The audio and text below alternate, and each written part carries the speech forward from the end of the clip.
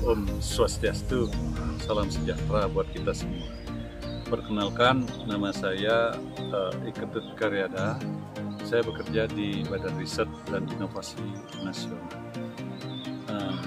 Terkait dengan kegiatan ini, intinya selama ini produksi kopi di kawasan nasional secara umum ya, termasuk khususnya di Bali ini, khususnya lagi di Sukasada ini, produksi kopi itu masih klasifikasinya rendah. Kalau menurut data provinsi kan setengah kilogram green bean per pohon per tahun. Nah, untuk kopiol ya. Kemudian ini terjadi sudah cukup lama. Nah, kemudian saya berpikir, kami dari periset-periset teman-teman ini, gimana cara kita sebenarnya bisa membuat produksi kopi itu bagus. Kita tahu bahwa tanaman berproduksi bagus kan tentu dasarnya datang dari benih atau bibit istilahnya yang secara umum orang itu yang bagus. Benih tumbuh berkualitas. Benih berkualitas itu apa? Itu kan ada takarannya, standarnya. Benih yang tumbuh, daunnya tumbuh bagus, akarnya cukup panjang, batangnya cukup bagus. Jadi secara fisik kita melihat benih yang kita tumbuhkan itu penampakannya bagus.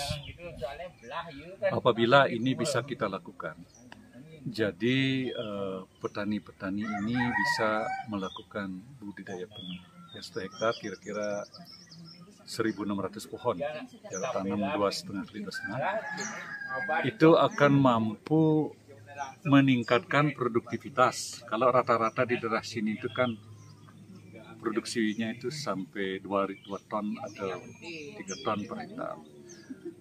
Ada 1-2 yang menghasilkan 5-6 ton. Kita menginginkan yang 5-6 ton dengan benih ini. Jadi itu yang mendasari kami dari Badan Riset kemudian berpikir untuk mendapatkan benih yang bagus. Tentu apakah ini penyebabnya media tanam, ataukah pupuk, atau kombinasi media tanam dengan pupuk. Nah, untuk itu beberapa literatur yang kita buka, kompos kambing itu, kompos sapi itu mengandung unsur hara makro, khususnya untuk kambing mengandung unsur hara makro yang sangat bagus, NPK, Ca, Mg. Kemudian ada unsur mikro.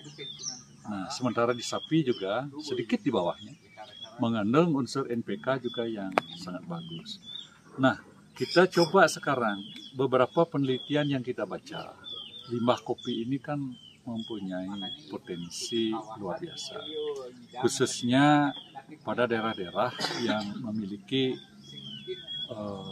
kopi wet process. Pada saat mulai kopi itu dipulper, dirambang, dipulper, kemudian difermentasi setengah hari atau semalam, besoknya kan dicuci. Cucian ini 1 liter itu dicuci dengan 3 liter. Ini yang banyak. Kalau satu kelompok kita memproduksi kopi 200-300 ton, itu tentu dalam kurun waktu tertentu. Dalam kurun waktu tertentu itu kira-kira menghasilkan limbah sekitar 300-400 ton. Nah, limbah ini kan besar sekali. Potensi ini bisa kita kembangkan untuk mandiri pupuk sebenarnya di petani. Nah, beberapa penelitian menunjukkan hasilnya sangat bagus. Oleh karena itu, dalam kita coba kombinasikan media yang bagus, pupuk yang bagus ini, kita juga memiliki data-data pupuk cair urin sapi, urin kelinci itu juga bagus. Kita coba kaji juga. Nah, oleh karena itu kita lakukanlah penelitian ini, di mana kita ingin melihat media tumbuh kompos kambing dikombinasi dengan pemupukan limbah cair kopi yang sudah diproses menjadi pupuk, kemudian biourin, kemudian biourinnya sapi dan kambing. Nah, nanti ke depan kita ingin melihat mana yang terbaik dari perlakuan ini. Nah, dari perlakuan yang terbaik inilah nanti kita ke depan kita harapkan ada temuan-temuan baru, di mana bibit berkualitas itu dihasilkan, itu kita jadikan standar.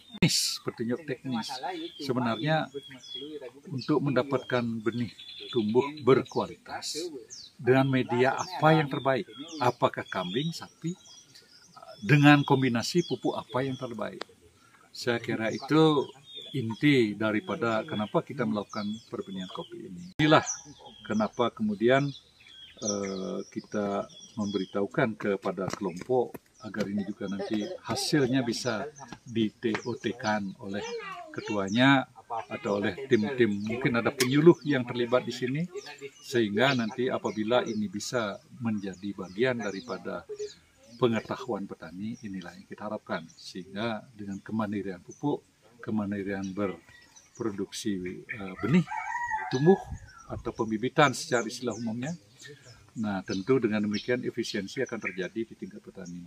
Kalau pupuk itu kemudian bisa dijadikan kemandirian, saya tutup. Om Santi.